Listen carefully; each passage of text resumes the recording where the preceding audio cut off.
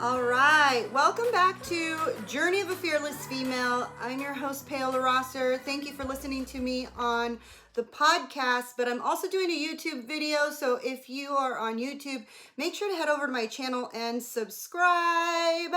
I am so excited because I started my YouTube channel, I believe earlier last year, and I'm already at 7,500 views. Yay!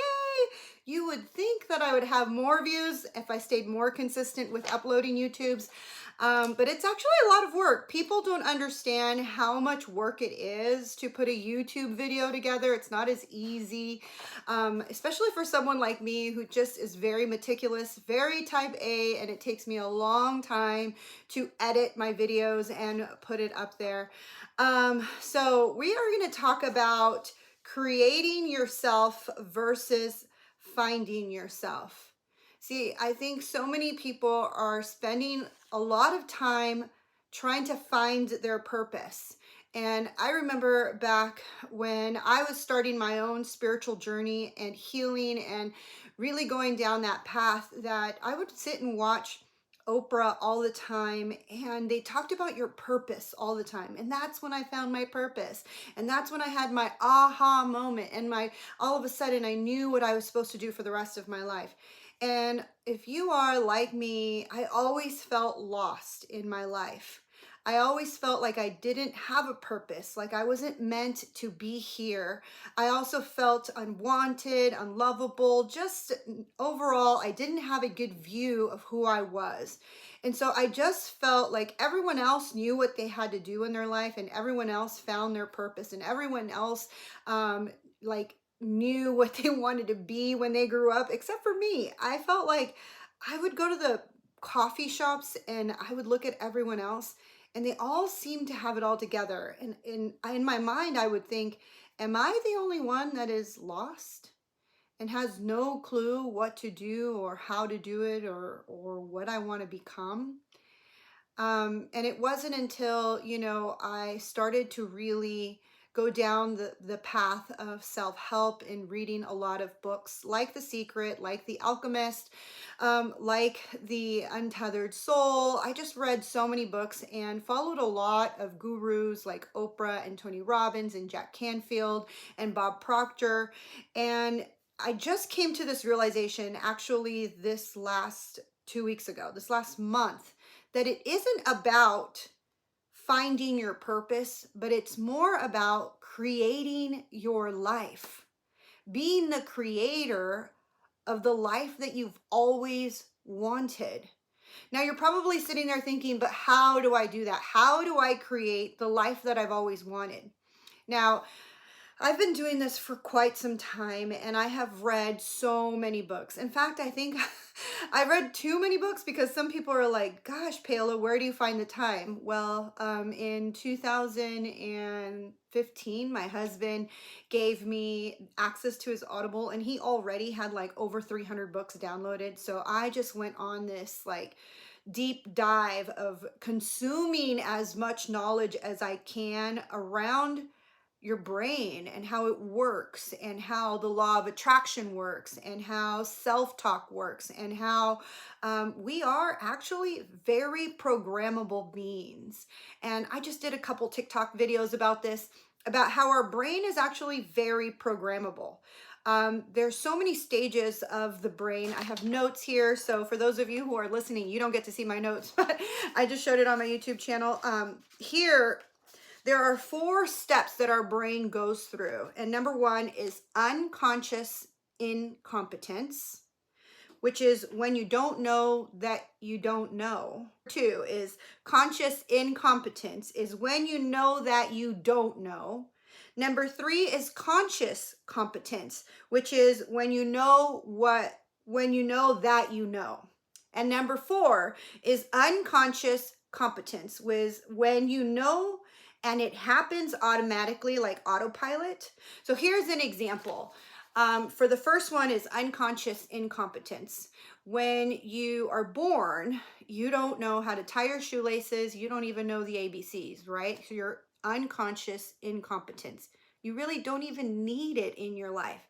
So it's when you don't know that you don't know. You really don't know and you don't need it. So it's unconscious incompetence. You could also think about it as, do you know what the value of the dollar bill is in Europe? Especially if you don't live in Europe, you don't have any relatives in Europe. Why would you even need to know that information? Is a bit of knowledge that is unconscious incompetence, meaning I don't know what the dollar bill is worth in Europe, and I really don't need to know because it's not within my realm of life, right? But then as you get older and you become like a toddler, or I don't even know, how old are you? 5 years old, when you start to learn how to tie your shoelaces. And so your parent teaches you, or your teacher teaches you how to tie your shoelace. She tells you the whole story of, like, you make a little bunny ear and you make another little bunny ear and then you tie it into a knot. And so they're telling you how to do it. And so then you go into the conscious incompetence part, which means when you know what to do that you don't know, really. So you know what they're talking about, but you still don't know how to do it. So, for example, when you're watching cooking videos, you see what's supposed to be done, but you've never done it, so you really don't know. So you're conscious of the concept and the knowledge, but you're incompetent, meaning you don't know how to do it. And then you go to conscious competence, which when you know that you know, meaning they teach you how to tie your shoelaces and you go through the whole motions yourself. And now you know the concept and you know what to do. So you are conscious competent. So then they teach you so much how to tie your shoelaces over and over and over and over again that now you don't even have to tell yourself the story of, like, wrap the thing, make a bow, go into the whatever the story is of, make bunny ears and then the bunny goes into the hole, whatever it is. You don't need to tell yourself the story anymore. You don't need to make counts anymore. You just tie your shoelaces automatically, like on autopilot, because your unconscious competence, meaning what they taught you has now been embedded in your subconscious mind and you are on autopilot. Now, from ages 0 to 12, they are teaching you so many different things, either at home or at school, so that your subconscious brain is now seared with that knowledge in order to just become unconscious competence. Meaning, you know your ABCs, you know how to multiply, you know how to do math, you know how to tie your shoes, you know how to brush your teeth. All of it is unconsciously competent, meaning no one has to tell you how to do it, even though sometimes back then I had to tell my stepson, how many times to brush your teeth, brush your teeth, brush your teeth. But I didn't have to walk him through the process. He unconsciously was competent enough to do it on his own because he repeated the behavior over and over and over until he was unconscious competent and knew the knowledge automatically. Okay, so now that you've known the 4 concepts of consciousness and you realize that your brain is actually programmable. So all those times that we were in preschool and elementary school and they were teaching us the ABCs over and over and over again, we now seared that information in our subconscious mind and it became fact. It became knowledge. All right, now that you know that, now think about all of the people that have grown up in a toxic environment. All the children that were raised by unloving parents or were given abuse, like verbal or physical or even emotional or sexual abuse. When they're given this information of you're not good enough, you're not smart enough, you're unworthy, or your body is only used for sex, or all these different negative knowledge, and it's been done to the child over and over and over again, they start to download that information and it's seared in their subconscious mind, so much so that they believe the negative lies that they are being told. Now, this is really sad because there are so many people right now that reside in the jail cells of America that grew up in that kind of environment and didn't know how to change that download of information. And so they went through their whole entire life thinking that they were not good enough, not worthy, stupid, that this is what they deserved, and they were good for nothing. And so they just ran with that program, right? Because they didn't understand, or no one taught us, actually, no one has ever taught us just how programmable our brains are. And so growing up, I thought the same thing. And I got into a lot of toxic relationships. I dealt with a lot of toxic behaviors. I got into a lot of toxic environments because I followed that path of this is my download. And so I'm just going to go with this program. And it wasn't until just recently when I was in Maui and I'm sitting there on this beautiful balcony and watching the ocean and the beautiful sunset and realizing that I actually created my own life. That everything that I had ever imagined, dreamed of, journaled, prayed for has now become my fruition and my life. And it hit me like a ton of rocks. It isn't about finding your purpose. It's actually about creating the life you've always wanted. And again, you're probably sitting there thinking, how do I do this? How do I create the life I've always wanted? So if you go back to the streams of consciousness, you want to get to the place where you have reversed the old programming, where you have changed that program that was fed to you from 0 to 12, that you were unworthy, unlovable, not good enough, nobody loves you. You have to change that program because now you have control. And that's one thing, is that when you were growing up in a toxic environment or you were in an abusive relationship, you really didn't have that much control. But now you have complete control because now you are aware that you can actually change your program and reprogram your brain in a loving, kind, and gentle way. Now, here are ways that you should be able to reprogram your brain. Because remember, it's all about repetition and consistency. One of the key things that helps your brain is repetition and consistency. So, like they taught you the ABCs and they taught you how to tie your shoelaces, it's a repetition over and over. I remember when I went to go try doing my real estate license. And if you've ever taken your real estate license, I mean, this information, it's a lot coming at you at the same time. And I remember reading these thick books for my real estate exam, and I was worried I wasn't going to pass. So I went to a real estate class. And it was crazy the way they taught us. This is how they did it. They were like, all right, everybody, the sky is blue. And everyone in the class had to repeat it. Obviously, that's not the question or the answer that was on the test, but they were teaching us that way. They just kept saying the question over and over, and they made us repeat the answer over and over. So they would say, the sky is blue. And we would say, the sky is blue. What color is the sky?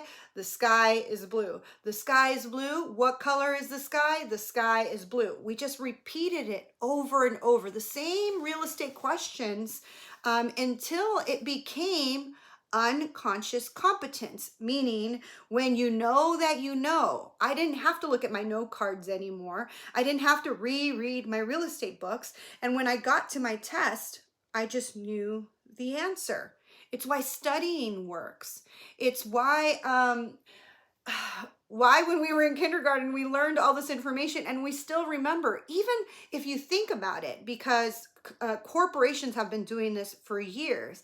I know so many people that know commercials, maybe not now so much because we fast forward through the commercials, but we know commercial melodies like the back of our hand. I mean, every time we drive by an O'Reilly's auto shop, my stepson bursts out into song, oh, oh, oh, O'Reilly Auto Parts, because they have repeated that same commercial over and over and over again until it became unconscious competence, meaning that information was so downloaded and seared into our subconscious mind that now it's like this. We just can repeat it over and over. So if marketing companies can do it, if abusive, toxic parents can do it, abusive, toxic partners, abusive, toxic bosses can do it in a negative way and make you believe the lies, why can't we flip it to the other side and help our brain to believe the beautiful things that we want to believe that are actually true? So why don't we do that? Reprogram our brain, and like I said earlier, it takes repetition and consistency. So here are 3 things that I tell my clients to do in the morning, because if you grew up in a toxic environment or an abusive situation, or you have some really bad, let's just say you didn't grow up in a toxic environment or an abusive situation. What if your mom constantly harped on you that you needed to lose weight? And she always, even though she loved you, under her breath, she'd always say, maybe you shouldn't eat that. Or, maybe you should put that donut down. Or, oh, you would only look cuter if you lost 10 more pounds. So even though she was doing it in a kind and whatever gentle way, you still had that download between 0 and 12 that you needed to lose more weight. And so you're consciously always thinking about what you're putting in your mouth. So you can actually reverse that by saying gentle and sweet, kind words around your thoughts about food. So how do you do that? From the moment you wake up out of sleep, your brain is automatically going to go. And, scientists have claimed that we run between 60 to 80,000 thoughts a day, and they start the moment you wake up. So if, for example, the moment you wake up, what do you first think about? Like, oh, I have to do this, I have to do that, or I'm so tired, or I'm in a rush, whatever. So before you could even start thinking about all the things that you need to do on your to-do list, grab your headphones. Put your headphones on, and on your phone, type in on YouTube motivational YouTube videos like this one, and listen to whatever motivational speaker on your motivational YouTube channels, and just listen to that as you're waking up. I personally love Esther Hicks. I love Wayne Dyer. I love Gabrielle Bernstein. I love Tony Robbins. I love listening to Oprah. Oh, Steve Harvey, he's funny. I just pick one and I listen to it as I am making my bed in the morning, and then as I am brushing my teeth, as I'm putting on my workout clothes, and then I head into my little meditation corner and I light my candles and I play a guided meditation. And I do my guided meditation for 15 to 30 minutes. I write in my gratitude journal. I write 10 things that I'm grateful for every single day, because when you focus on what you have, you can't focus on what you don't have. I think their studies have shown you can't live in fear when you're in the same state of gratitude. It just doesn't work. They negate each other. So after writing in my gratitude journal, I have this amazing journal called my quantum journal, thanks to Charlie Rocket, who taught me about quantum leaping and the quantum momentum of like really creating the life that you want. So in that quantum journal, I think I have it here somewhere. Hold on one second. Yes. I do. I have it right here. If you're watching at home on my YouTube, I almost fell off my little meditation chair. Okay, so in my quantum journal, Charlie Rocket said to get a beautiful journal that is like different than the ones that you normally get. And this one is leather bound, and it looks just absolutely beautiful. It looks magical. It looks like from the ancient times. And on the very first page, I'm reminded that this is my quantum notebook. And I wrote on the very first page that everything is energy. Anything is possible. This notebook is magical. My pen is the magic wand. I am an abundance magnet. I have the power to create. It is done, and it will be easy. I am on a winning streak. And within the pages of this book, I write in the present tense the things that I have. So for example, I just turned to a random page. I am closing high ticket coaching clients. So I am losing weight and getting healthy and wealthy. Money comes to me easily.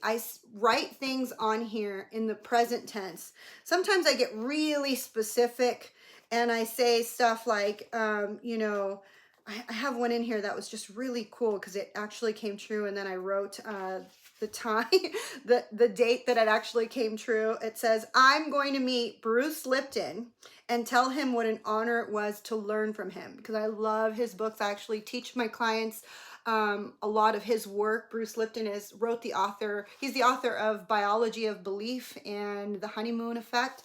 And I wrote in my, if you could see it right there, I put the date. 11/5/20 was when I actually got to meet him and got to tell him what an honor it was to learn from him. It's such an incredible experience to go back in your quantum notebook and see all the things you wrote down in the present tense as if they've already happened, and feel the feelings of what it would feel like to actually meet Bruce Lipton, which to me was an amazing experience, and to actually see him walk down the hallway at an event that I was at a spiritual event with Tony Robbins, and here he comes down the hallway, and like a little kid, I turned to my husband. I was like, oh my God, that's Bruce Lipton. And I got so giddy because I had written it in my quantum journal that I was going to meet him and tell him what an honor it was to learn from him. And so in your quantum notebook, you shall write everything, or you should write everything that you want to happen in your life. Everything. And I tell my clients, when you are writing a list or when you are doing a vision board, and there's many things you can do to get yourself in creation mode. You can do a vision board. People talk about vision boards all the time. You can do a mind movie. Joe Dispenza talks about doing a mind movie, which is like simply a commercial of the things that you want in your life. So kind of like how a commercial can get that jingle stuck in your head. Why not make a commercial of the things that you want in your life and play that to yourself every single day? I made a commercial for myself that has everything I want, with a beautiful song, embedded in the background, and I play it to myself every morning. And you can do that. So a vision board, a mind movie. You can even create a background on your computer. So as your screensaver, put all the pictures of the things, places, people you want to meet, go, and buy, and really start to create the life you want. I just recently also did a TikTok video of like a morning routine, like what do I do every morning? And as I'm watching the video that I put together to post on TikTok, I realized that I created my morning routine. I envisioned it, I felt it, and now I'm actually living this dream. Because before, I used to be in the hustle and grind, and I would have to wake up at 5 in the morning and go to CrossFit and come home and shower and eat in my car and sit in traffic and go sit in a cubicle for 8 hours. And I remember always dreaming and journaling about a day where I didn't have to wake up with an alarm clock, where I had the first part of my morning all to myself, where I could wake up with ease, without an alarm clock, without feeling rushed, without feeling that hustle of like having to get into a car and going to sit in traffic. And in my dream life, what I wrote in my journal, my quantum journal, was I want to wake up without an alarm. I want to be able to make my bed every morning and not feel rushed. I want to be able to meditate in a beautiful place, which is, if you could see on my YouTube channel, I have a beautiful meditation corner in my house.